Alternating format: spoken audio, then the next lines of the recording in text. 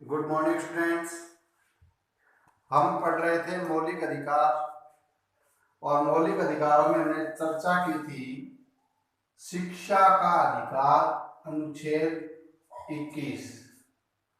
तो आपको पता है हमने पढ़ा था अनुच्छेद 19 से 22 और 1922 में था स्वतंत्रता का अधिकार। कौन सा अधिकार था? स्वतंत्रता का अधिकार।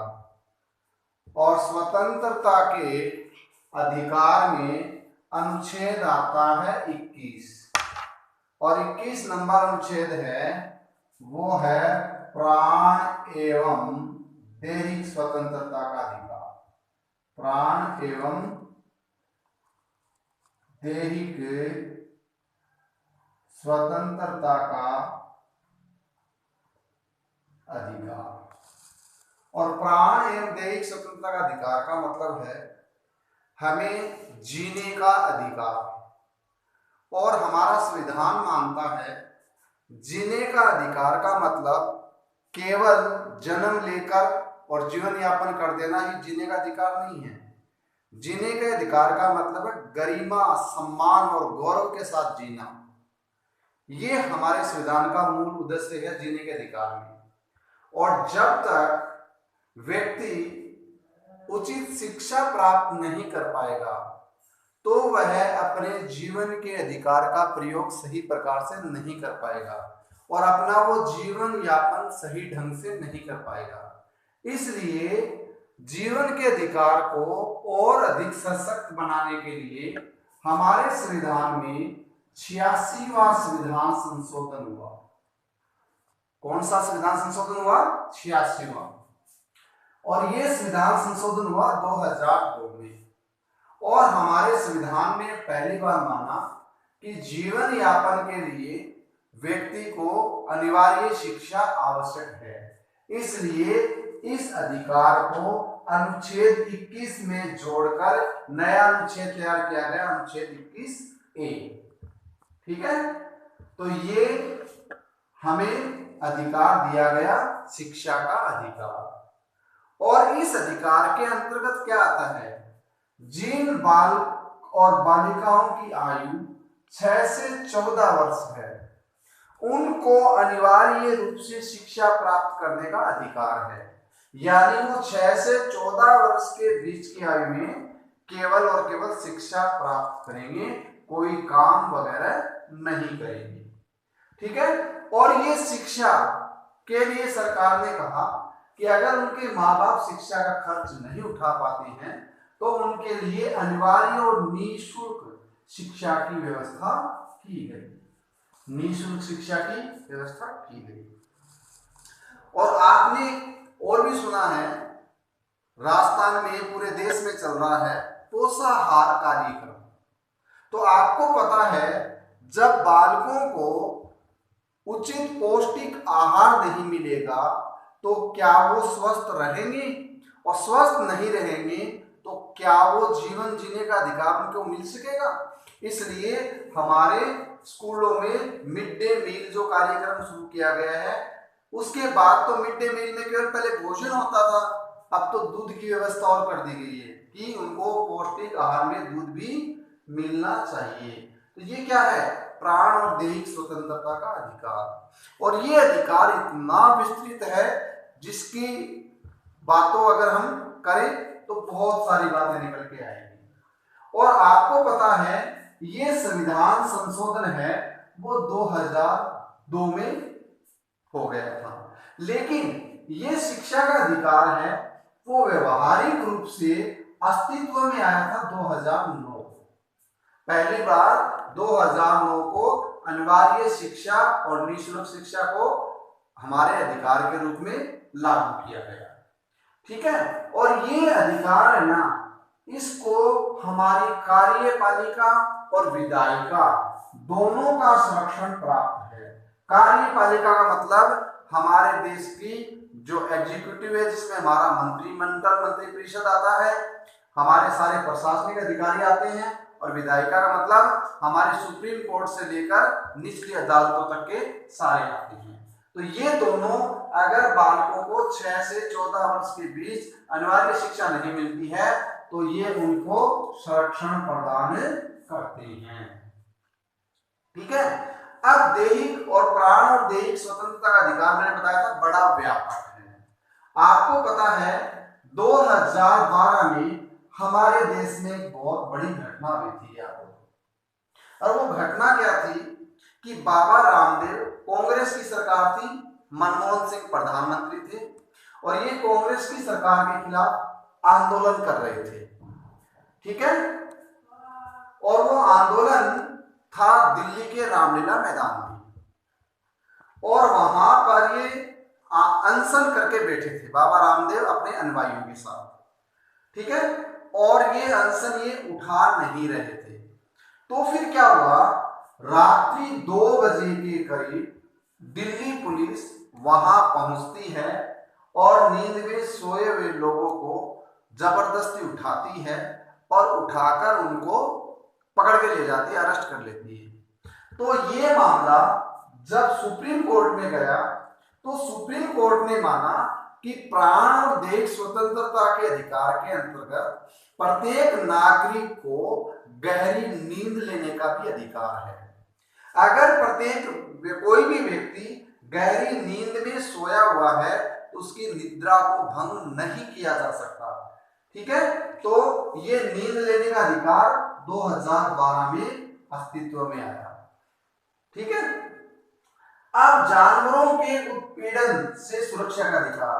अब देखो हमारा संविधान क्या कहता है कि भाई मनुष्य को जब इस प्रकार गरिमा से जीने का अधिकार हमारा संविधान देता है तो फिर जानवरों को क्यों नहीं। ठीक है। आपको पता है इंडियन एनिमल काउंसिल नामक एक संस्था है और वो सुप्रीम कोर्ट में कहती है कि जानवरों पर अनेक प्रकार के उत्पीड़न होते हैं और मुख्य मामला था तमिलनाडु का। और तमिलनाडु में एक त्योहार होता है जिसको बोलते हैं पोंगल। अपने मकर संक्रांति आती है उस समय वहां पोंगल त्योहार मनाया जाता है और पोंगल त्योहार पर तीसरे दिन क्या होता है, वहां जल्ली कुट्टू नाम से एक खेल होता है और जल्ली कुट्टू में क्या होता है, बेल होते हैं और सांड होती है उनको। ठीक है। और उन बेलों को क्या किया जाता है, उन पर बेलों को पकड़ने की कोशिश की जाती है, बुल फाइटिंग जिसको बोलते हैं। इस प्रकार का एक त्योहार है। तो ये एनिमल सोसाइटी ने क्या माना, इस प्रकार से जानवरों को उत्पीड़न हो रहा है, उन पर जबरदस्ती उनके साथ ऐसा किया जा रहा है। तो क्या हुआ, मद्रास हाई कोर्ट ने बुल फाइटिंग पर रोक लगा दी थी। ठीक है। अब मद्रास उच्च न्यायालय में ही एक मामला आता है प्राण एवं दैहिक स्वतंत्रता के संबंध में। ठीक है। और इसमें बताया गया कि प्राण एवं दैहिक स्वतंत्रता है, उसके अंतर्गत प्रत्येक व्यक्ति को अपने ढंग से जीने का अधिकार है। वो अपनी बातें सीक्रेट लाइफ से, इस मामले में बताऊंगा अभी आपको, अपने आधार कार्ड है और आधार कार्ड को लिंक कर दिया गया बैंक खातों से। तो कोर्ट में मामला गया कि इससे व्यक्ति की गोपनीयता भंग होती है, निजता के अधिकार का हनन होता है, लेकिन मामला अभी कोर्ट में है, वो आया नहीं। ठीक है। तो आपको पता है कि ये दैहिक स्वतंत्रता मतलब शारीरिक स्वतंत्रता, यानी व्यक्ति अपनी कुछ सीक्रेट लाइफ है वो जी सकता है, उनकी हर बातों को, गोपनीय बातों को उजागर नहीं किया जा सकता। फिर मैं एक उदाहरण देता हूं आपको कि एक बार अभी हमारे देश में पोर्न मूवी का मामला आया और पोर्न मूवी के बारे में कहा गया कि ये हमारी जनरेशन को खत्म कर रहा है और इस पर क्या हुआ, सरकार ने प्रतिबंध लगा दिया गया। फिर ये मामला चला गया सुप्रीम कोर्ट में और सुप्रीम कोर्ट ने कहा कि ये व्यक्ति की निजी स्वतंत्रता है, इसको नहीं छीना जा सकता, इन पर प्रतिबंध नहीं लगाया जा सकता। ऐसा ही मामला मेनका गांधी बनाम भारत संघ। जानते हो मेनका गांधी कौन है? नहीं जानते। आपको पता है हमारी former prime minister Indira Gandhi के 2 सुपुत्र थे, एक संजय गांधी जो बड़े थे और छोटे राजीव गांधी। तो संजय गांधी की वायु दुर्घटना में मौत हो जाती है और संजय गांधी की पत्नी ही मेनका गांधी है, यानी इंदिरा गांधी की पुत्र वधू। और वर्तमान में सोनिया गांधी है इसकी जेठानी, राहुल गांधी की ताई जी है ये। और इनके अभी वर्तमान में पीलीभीत उत्तर प्रदेश की एक लोकसभा सीट है, वहां से सांसद है। और उनके पुत्र जिसका नाम क्या है, वरुण गांधी, वो भी वर्तमान में भाजपा के सांसद हैं। ठीक है, तो 1978 की बात है ये। कब की बात है? 1978 में। और आपको पता है 1978 में क्या था? सरकार नहीं थी किसकी? कांग्रेस की। क्यों? क्योंकि कांग्रेस की सरकार का तख्ता पलट हो गया था, यानी सरकार गिर गई थी और जनता पार्टी की सरकार बनी थी 77 में।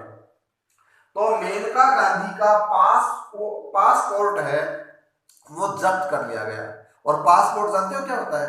एक ऐसा डॉक्यूमेंट जो विदेश जाने के लिए अनिवार्य है। अगर आपके पास पासपोर्ट नहीं है तो आप विदेश की यात्रा नहीं कर सकते।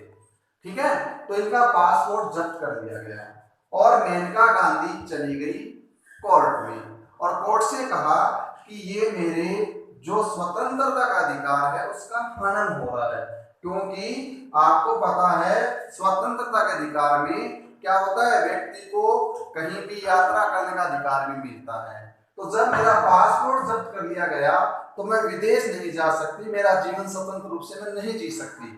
तो सुप्रीम कोर्ट ने ये कहा गया कि वास्तव में इसकी स्वतंत्रता का हनन हुआ है और इसका पासपोर्ट जब्त करना गलत है। तो प्राण का अर्थ है मानवीय गरिमा के साथ जीवन यापन करना। पहली बार 1978 में हमारे सुप्रीम कोर्ट ने माना कि प्राण और दैहिक स्वतंत्रता मतलब केवल जीव जंतुओं की तरह जीवन यापन करना नहीं, बल्कि जीवन कैसे यापन करना? गरिमा के साथ जीवन यापन करना है। ठीक है, दैहिक स्वतंत्रता के अनेक अधिकार सम्मिलित हैं। दैहिक स्वतंत्रता क्या है? अनेक अधिकार सम्मिलित हैं। अब बहुत सारे अधिकार इसके अंतर्गत आते हैं। एक उदाहरण देता हूं आपको। आजकल पता है जो कॉर्पोरेट जगत है वो अपनी इनकम का 2% खर्च करता है कहां पर? मानव कल्याण के लिए। पता हो तो आपको क्यों? क्योंकि वो औद्योगिक जगत है, वो जब उद्योग स्थापित करते हैं तो उद्योगों से ध्वनि प्रदूषण, वायु प्रदूषण, बहुत सारे प्रदूषण होते हैं जिससे मानवीय स्वतंत्रता का हनन होता है। इस कारण क्या हुआ कि उन पर टैक्स लगाया गया कि आप इसको मानव कल्याण के लिए 2% अपनी टैक्स के रूप में दोगे। ठीक है, और बहुत सारे अधिकार है जैसे आपको पता हो तो स्वच्छ वातावरण में जीना हमारा अधिकार है। यानी पर्यावरण प्रदूषण होता है, उससे अगर हमारा स्वास्थ्य खराब होता है तो उसके खिलाफ हमें सुरक्षा प्रदान की जा सकती है। कौन करेगा? हमारा न्यायालय। और इसी के कारण क्या हुआ? डिसाइड कर दिया गया कि लोगों की स्वतंत्रता का अधिकार का हनन नहीं हो तो ये इंडस्ट्री है वो शहर से बाहर लगानी चाहिए, आउट एरिया में लगानी चाहिए। स्वच्छ जल पीने का अधिकार ये हमारे जीवन के लिए जरूरी है। तो इस प्रकार से आज हमने जाना शिक्षा का अधिकार। ठीक है, अब अधिकारों में लगभग ऑलमोस्ट हमारे टॉपिक सब खत्म है। अब हम मौलिक कर्तव्यों की बात करेंगे, वो नेक्स्ट वीडियो में हम लेके आएंगे। ये वीडियो अगर आपने पसंद किया है तो आप इसको लाइक कर दें और इसको सब्सक्राइब कर दें और अपने फ्रेंड्स को शेयर भी कर दिया करो। Thank you.